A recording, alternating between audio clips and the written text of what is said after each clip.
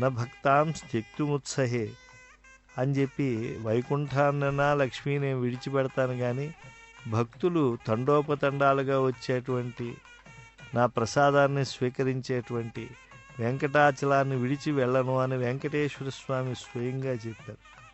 అందుకే ఆయనను వేడుకొందాం, అంత దయాంతరంగుణ్ణి వేడుకొందాం అని చెప్పి అన్నమయ్య ఉద్బోధ చేశారు. వేడుకొందామా వెంకటగిరి వెంకటేశ్వరుని, ఆమటి మొక్కులు వాడు ఆదిదేవుడే వాడు, ఇంతకన్నా దేవుడు ఇంకెవరున్నారండి అని చెప్పి చెప్పారు. కానీ పైగా ఈ యొక్క కొండ ఎటువంటిది? ధర్మక్షేత్రం ఇది.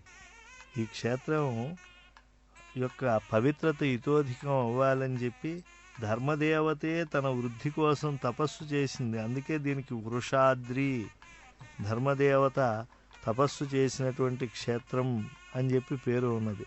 గిరావస్మిన్ తపస్తేపే ధర్మోపి స్వాభివృద్ధయే తస్మాదాహు వృషాద్రిం తం మునయః వేదపారగః.